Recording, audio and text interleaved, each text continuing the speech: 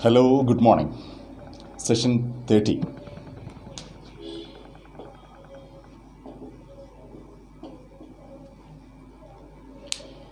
Once again, we are going back to our topic, which we have been discussing for some time now, the subject of the sentence.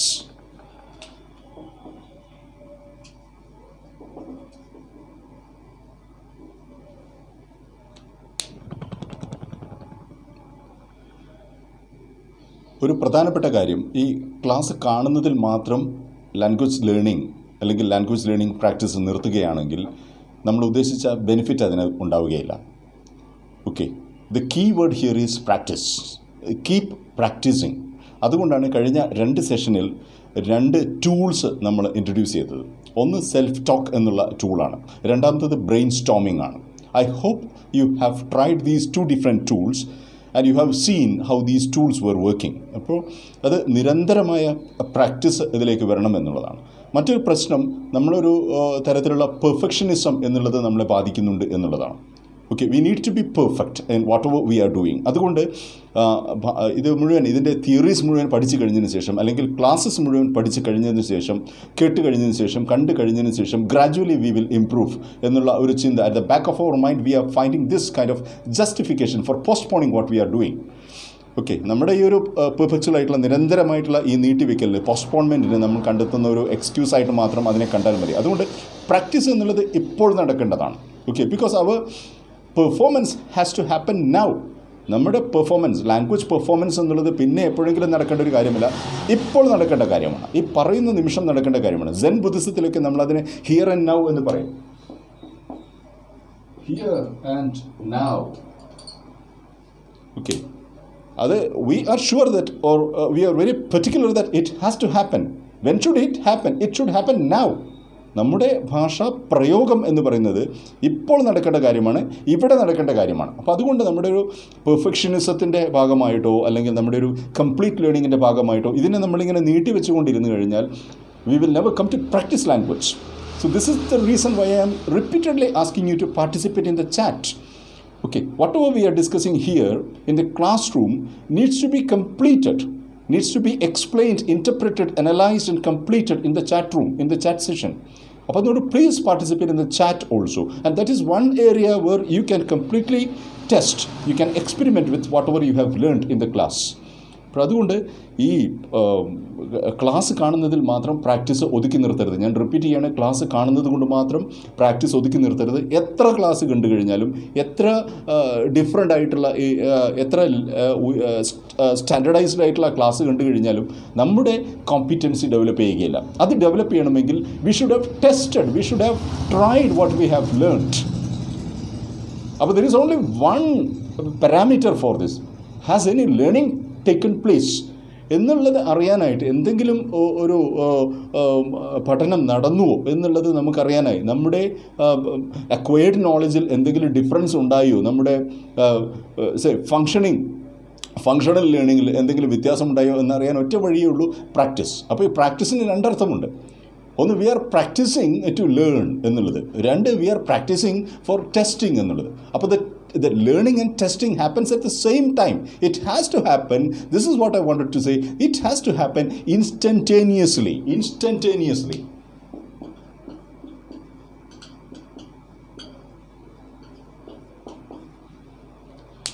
Instantaneously എന്ന് പറഞ്ഞാൽ പറയുന്ന അതേ സമയം തന്നെ, അതേ സന്ദർഭത്തിൽ തന്നെ സൈമിൾട്ടേനിയസ്ലി നടന്നിരിക്കണം. ഓക്കെ, അതേ സന്ദർഭത്തിൽ നടന്നിരിക്കണം. ഇപ്പോൾ പ്രാക്ടീസ് ചെയ്യാം, ഇപ്പോൾ പഠിക്കാം, പിന്നീട് പ്രാക്ടീസ് ചെയ്യാം, അതിനുശേഷം പെർഫെക്റ്റ് ചെയ്യാം എന്നുള്ള ഒരു ഗ്രേഡഡ് ലെവൽ ഓഫ് പെർസെപ്ഷൻ ഈ കാര്യത്തിൽ പാടില്ല. Language has to happen now. Language is expression. ഭാഷ എന്ന് പറയുന്നത് പ്രകടനമാണ്. ഓക്കെ, ഒരു പ്രകാശനമാണ്, ഒരു പ്രകടനമാണ്. അതുകൊണ്ട് it has to happen now and it has to happen in expressing. അത് ചിന്തയിൽ നമ്മൾ അതിനെക്കുറിച്ച് കൂടുതൽ ചിന്തിച്ചതുകൊണ്ടോ അല്ലെങ്കിൽ കൂടുതൽ അതിനെ ആഴത്തിൽ അപഗ്രഥിച്ചതുകൊണ്ടോ ഇത് നടക്കുകയില്ല. It has to happen in expression. പ്രകടനത്തിൽ തന്നെയാണ് അതിൻ്റെ പ്രയോഗം നടക്കേണ്ടത്. പ്രയോഗം വേറെ, പ്രകടനം വേറെ എന്നുള്ള ഒരു രീതി നമ്മുടെ ഭാഷാ പഠനത്തിന് ഒട്ടും പറ്റുകയില്ല. നിർഭാഗ്യവശാൽ ഇത്തരത്തിലുള്ള ഒരു രീതി, ഒരു ഡൈക്കോട്ടമി, ഒരു വിഭജനം നടക്കുന്നത് കൊണ്ടാണ് there is too much knowledge of language theory but very little application of the theories that we have learned. Okay.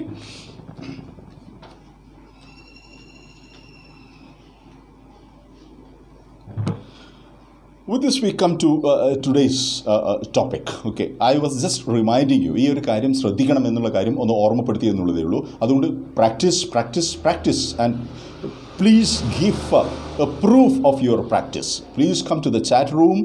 Okay, give voice clips. Okay, if you can't do it in the first place in English, try to do it in Malayalam. First break your shell. Okay, and come out of the shell and come out of that cocoon to speak out something. എന്തെങ്കിലും പറയാനുള്ള ഒരു ആത്മധൈര്യം സംഭരിക്കുക. അതിനുശേഷം അത് മലയാളത്തിലാണെങ്കിൽ മലയാളത്തിൽ പറയുക. Later on you can upgrade to English. This is going to happen. It will happen, I am sure. Okay, now we go to today's discussion now. In the last 2 or 3 classes on subject, we have been discussing the various aspects of this particular unit in a sentence, the subject. And one important thing that we have repeatedly stressed is that there needs to be a complete awareness of what the subject is. Okay, കർത്താവിനെ കുറിച്ചുള്ള പൂർണ്ണമായ ബോധത്തോടു കൂടി മാത്രമേ നമുക്ക് പൂർണ്ണമായ വാചകങ്ങൾ സൃഷ്ടിക്കാൻ കഴിയുകയുള്ളൂ എന്നുള്ളതാണ് നാം ഈ കഴിഞ്ഞ 2-3 സബ്ജക്റ്റിനെ കുറിച്ചുള്ള ഡിസ്കഷനിൽ പറയുകയുണ്ടായിട്ടുള്ളത്. We have 2 sentences here, and let us look at these 2 sentences and see how they are working. Okay? Sentence 1 is, John likes apples. I'm going to put a second sentence over here.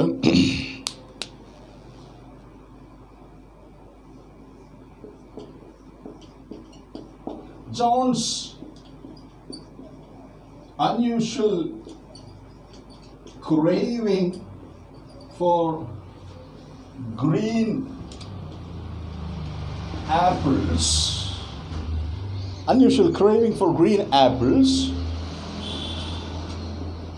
makes him go comparison shopping habitually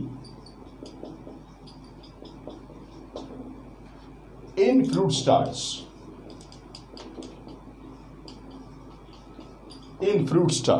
Second one seems to be a little bit longer. രണ്ട് സെൻറ്റൻസുകൾ, you can see the 2 sentences. John likes apples and John's unusual craving for green apples makes him go comparison shopping habitually in fruit stalls. Right. ഇത് 2 sentences തമ്മിലുള്ള ഒരു difference നാം ആദ്യം not ചെയ്യുന്നത്, the first one is shorter whereas the second one is longer എന്നുള്ളതാണ്. ഈ വ്യത്യാസം മാത്രമല്ല ഇത് രണ്ടും തമ്മിലുള്ളത് എന്ന് ഇത് വായിക്കുന്ന ആർക്കും വ്യക്തമാകും. Okay, the first one is a very simple sentence. Okay, simple, not grammatically. Grammatically too, it's simple. Both these sentences are simple sentences. Okay, technically speaking, they are simple sentences. But we will go to that details later. ഇപ്പോൾ ഞാൻ grammar അല്ല ചർച്ച ചെയ്യുന്നത് ഇവിടെ. Okay, നമ്മളിതിൻ്റെ grammar പാർട്ടിനെ കുറിച്ചല്ല ചർച്ച ചെയ്യുന്നത്. ഇതിലെ സബ്ജക്റ്റ് എങ്ങനെ ഫങ്ഷൻ ചെയ്യുന്നു, എങ്ങനെ ഫോം ചെയ്തിരിക്കുന്നു എന്നുള്ളതിനെ കുറിച്ചാണ് നാം പറയുന്നത്. 2 കാര്യങ്ങളാണ് ശ്രദ്ധിക്കുന്നത്. ഏത് തരത്തിലാണ് നാം ഇവിടെ സബ്ജക്റ്റിനെ നമ്മൾ എക്സ്പ്ലെയിൻ ചെയ്തിരിക്കുന്നത്, കോംപ്രിഹെൻഡ് ചെയ്തിരിക്കുന്നത്, എക്സ്പ്ലെയിൻ ചെയ്തിരിക്കുന്നത് എന്നുള്ള ഒരു കാര്യം. രണ്ടാമത്തെ കാര്യം, അത്തരത്തിൽ സബ്ജക്റ്റിനെ കോംപ്രിഹെൻഡ് ചെയ്തതുകൊണ്ട് what happens to the subject and as well as what happens to the full sentence. ഈ സബ്ജക്റ്റിന് മാത്രമായും വാചകത്തിന് മൊത്തത്തിലും ഈ നമ്മുടെ ഒരു അണ്ടർസ്റ്റാൻഡിങ് കൊണ്ട്, നമ്മുടെ ഒരു ഉൾക്കാഴ്ച കൊണ്ട് എന്ത് ഡിഫറൻസ് ആണ് സംഭവിച്ചിരിക്കുന്നത് എന്നുള്ളതാണ് നോക്കുന്നത്. That is the difference between these 2 sentences. Please understand this. Okay, അപ്പോൾ ഈ 2 വാചകങ്ങളും തമ്മിലുള്ള വ്യത്യാസം എന്താണ് എന്ന് ചോദിച്ചു കഴിഞ്ഞാൽ, ഈ 2 വാചകങ്ങളും തമ്മിലുള്ള വ്യത്യാസം ഈ വാചകങ്ങളിൽ അവതരിപ്പിച്ചിരിക്കുന്ന ചിന്തയുടെ വ്യത്യാസമാണ് എന്നുള്ളതാണ്. Okay, let us look in some detail. John likes apples. What kind of a statement is that? It's a simple statement. You can say that it's a general kind of statement. Okay, this one is a general kind of statement. Anybody can say that about John. You probably needn't know much about John. You always see John, purchasing apples. So you say that John likes apples. കേൾക്കുന്ന ആൾക്ക് ജോണിനെ കുറിച്ച് പുതിയൊരു ഇൻപുട്ടും ആ sentence കൊടുക്കുന്നില്ല. ജോണിന് apple ഇഷ്ടമാണ്. Right? Okay, and it is an objective sentence.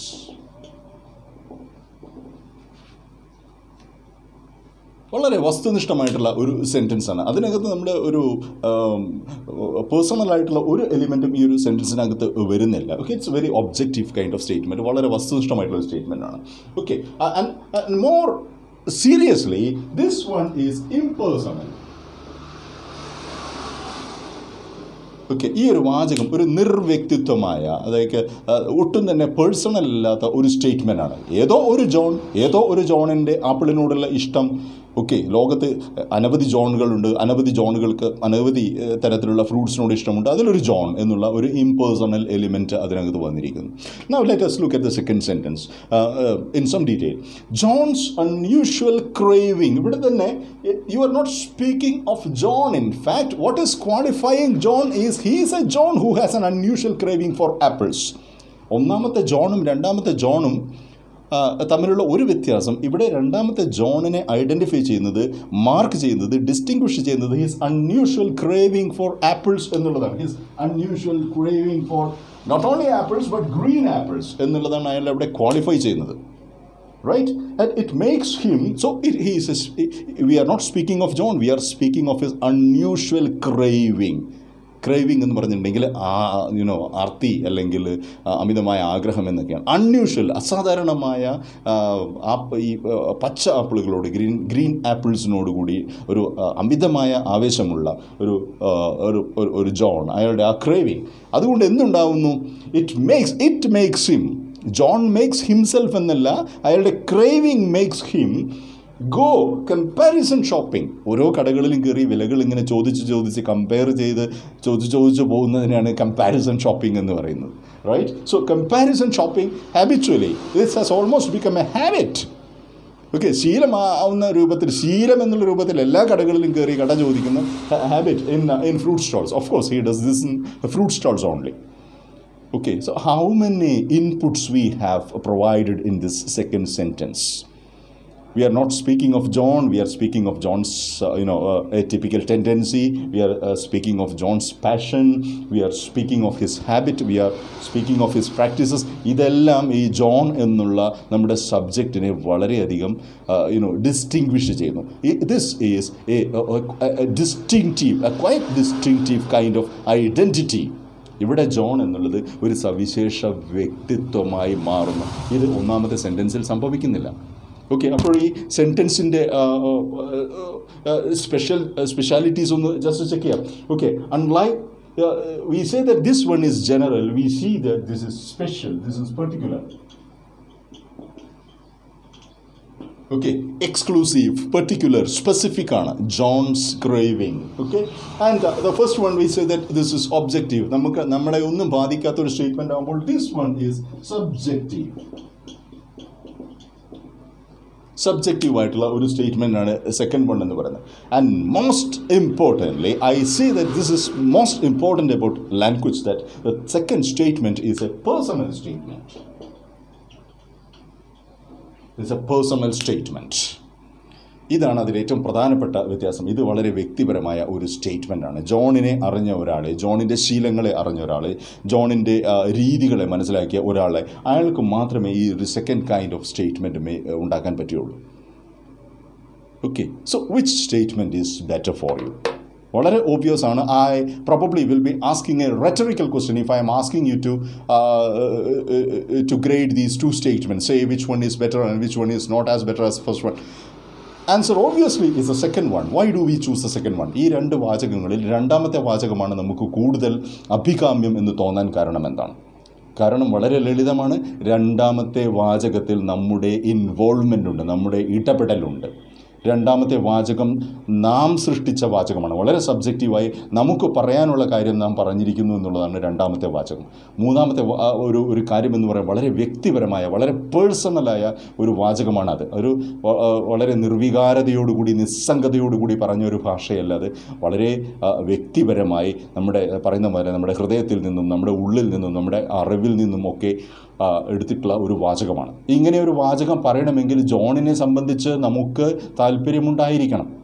John നമ്മളെ സംബന്ധിച്ചിടത്തോളം അപരിചിതനായ ഒരാളാണെങ്കിൽ, സ്ട്രേഞ്ചർ ആണെങ്കിൽ, we probably would not have made this sentence in the first place. ഇത്തരമൊരു വാചകം നമ്മൾ എഴുതുകയേയില്ല. അപ്പോൾ ആദ്യം വേണ്ടത് നമ്മുടെ വീണ്ടും we are going back, we are revising the things that we have discussed in previous class. ആദ്യം വേണ്ടത് ജോണിനെ അറിയാനുള്ള ഒരു മനസ്ഥിതിയാണ്. ഓക്കെ, നമ്മുടെ സബ്ജക്റ്റിനെ അറിയുവാനുള്ള ഒരു മനസ്ഥിതിയാണ് ആദ്യം വേണ്ടത്. ആ മനസ്ഥിതിയെ we need to be documenting vocally, okay, അല്ലെങ്കിൽ വെർബലി. ഓക്കെ, വാക്കുകളിലേക്ക് അതിനെ ഡോക്യുമെൻ്റ് ചെയ്യണമെങ്കിൽ അതിനാവശ്യമായ റൂബ്രിക്സ്, അതിനാവശ്യമായ ടൂൾസ് കളക്ട് ചെയ്യുക എന്നുള്ളത്. That tool is the tool of language. Okay, and the third place we are personalising it. അതിനെ വ്യതിരിക്തമാക്കുന്നു, അതിനെ പേഴ്സണലാക്കുന്നു, വ്യക്തിപരമാക്കുന്നു എന്നുള്ളത്. It is at that level an utterance is becoming an authentic utterance, an original utterance. ഇവിടെയാണ് ഒരു വാചകം authentic ആവുന്നത്, ഒറിജിനൽ ആവുന്നത്. റൈറ്റ്? അപ്പോഴാണ് ഭാഷ ജൈവമാകുന്നത് എന്നൊക്കെ നമ്മൾ പറയുന്നത്. It becomes an organic kind of experience. It is at this level it is becoming an expression of experience. Okay, now let us see how this is working.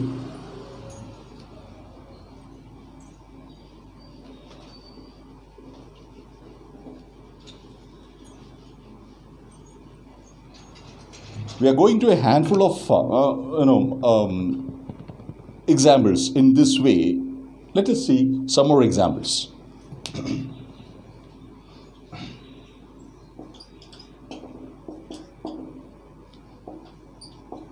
John is dull.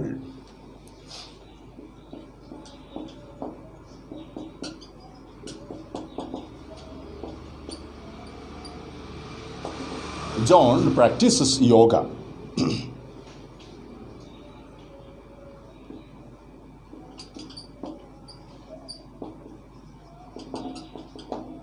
John does paint.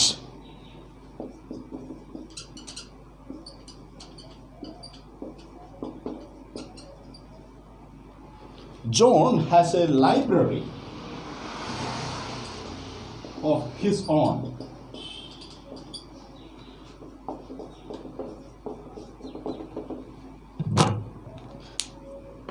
We are putting 4 more sentences here, and each sentence here technically is a simple sentence. Okay,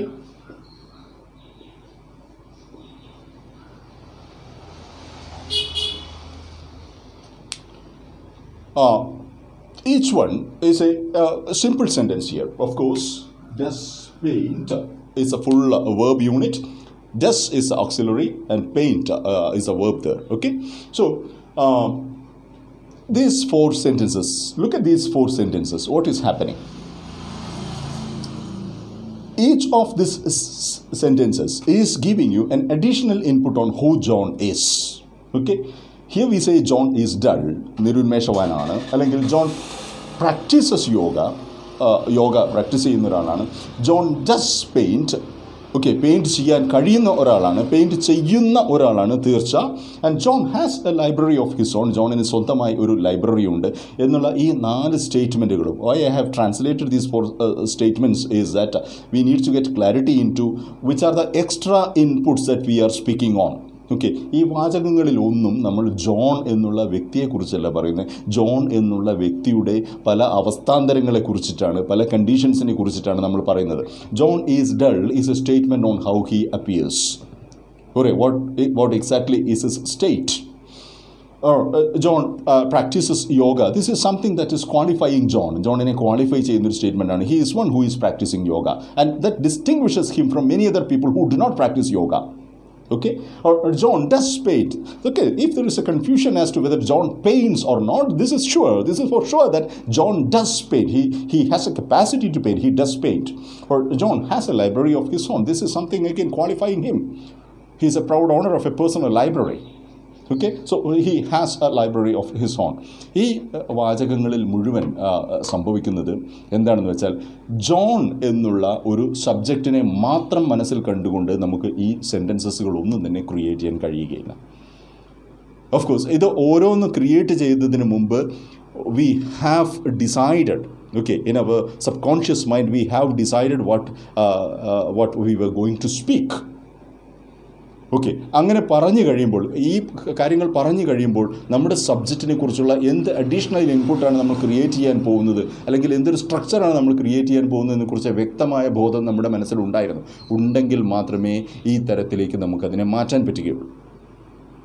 okay, അപ്പോൾ apparently simple sentences when analysed prove that a lot of mental work, a lot of cerebral work has gone into the writing of these sentences. Okay, അപ്പോൾ അതുകൊണ്ട് ഇങ്ങനെ പറയുന്ന സമയത്ത് ഇപ്പോൾ John is dull എന്നുള്ളൊരു statement പറയണമെങ്കിൽ you should have a complete picture of this particular subject in your mind എന്ന് പറയുകയാണെങ്കിൽ ജോണിൻ്റെ ഒരു പ്രത്യേക അവസ്ഥയെക്കുറിച്ച് പറയുമ്പോൾ ജോണിൻ്റെ ആ അവസ്ഥയെ മാർക്ക് ചെയ്യുകയാണ്. We are marking it completely. So it is not partial, it is complete. അതിൽ നിന്നും നമ്മൾ എത്തുന്ന കൺക്ലൂഷൻ എന്താണെന്ന് വെച്ചിട്ടുണ്ടെങ്കിൽ, ഒരു കംപ്ലീറ്റ് എക്സ്പീരിയൻസിനെ കമ്മ്യൂണിക്കേറ്റ് ചെയ്യുമ്പോഴാണ് അത് ഭാഷയായി മാറുന്നത് എന്നുള്ളതാണ്. അല്ലെങ്കിൽ ആ ഭാഷ അപൂർണമാണ്. Okay, unless a statement is communicating a complete meaning, okay, the language in which we have expressed that particular idea is incomplete. നമ്മുടെ ഭാഷ ഭാഗികമാണ് എന്നാണ് അർത്ഥം. ഭാഷ ഭാഗികമാണ് എന്ന് പറഞ്ഞാൽ നാം ആ ഭാഷയിൽ ആവിഷ്കരിക്കാൻ ശ്രമിച്ച അനുഭവം ഭാഗികമായിരുന്നു എന്നാണ് അർത്ഥം. We haven't known much about John എന്നാണ് അർത്ഥം. ഓക്കെ, അപ്പോൾ നമ്മുടെ അനുഭവം ഭാഗികമായിരുന്നതുകൊണ്ട് നമ്മുടെ ഉൾക്കാഴ്ച ഭാഗികമായി, നമ്മുടെ ഇൻസൈറ്റ് ഭാഗികമായി. നമ്മുടെ ഇൻസൈറ്റ് ഭാഗികമായതുകൊണ്ട് നമ്മുടെ എക്സ്പീരിയൻസ് ഭാഗികമായി. നമ്മുടെ എക്സ്പീരിയൻസ് ഭാഗികമായതുകൊണ്ട് ആ എക്സ്പീരിയൻസിൻ്റെ പ്രകാശനം, എക്സ്പ്രഷൻ ഭാഗികമായി തീർന്നു എന്നുള്ളതാണ്. Right? So if any of these sentences fall incomplete or partial or defective, that is probably due to our failure or our incompetency in grasping the totality of that concept. Okay, the totality of that experience. അപ്പോൾ നമ്മൾ വീണ്ടും എത്തുന്ന നിഗമനം എന്ന് വെച്ചാൽ, നമ്മുടെ ഭാഷ പൂർണ്ണമാകണമെങ്കിൽ, നമ്മുടെ ഭാഷ വ്യക്തിപരമാവണമെങ്കിൽ, നമ്മുടെ ഭാഷ പേഴ്സണൽ ആവണമെങ്കിൽ, വൈയക്തികമാവണമെങ്കിൽ, ഓക്കെ, കംപ്ലീറ്റ് ആവണമെങ്കിൽ, നമ്മുടെ സ്റ്റേറ്റ്മെൻറ്റ്സ് തന്നെത്താൻ നിൽക്കുവാൻ, ഓക്കെ, ഇൻഡിവിജ്വലായിട്ട് നിൽക്കുവാൻ കഴിയുന്ന ഒരു സ്റ്റേറ്റ്മെൻറ്റായിട്ട് മാറാൻ കഴിയണമെങ്കിൽ, we need to be having a complete and total and balanced perception. Okay, അപ്പോൾ നമ്മുടെ വീണ്ടും നാം പറഞ്ഞ അതേ പോയിന്റിലേക്ക് എത്തുകയാണ്. സബ്ജക്റ്റ് എന്നുള്ളത് എഴുതുന്ന സമയത്ത് we need to have a complete picture in our mind. What is this subject intended to do in the sentence? And do I have a knowledge of what this subject is going to do in the sentence? Okay, only when we know that, we are going to write a confident, complete sentence. Okay, we will go to the details in another session. Thank you.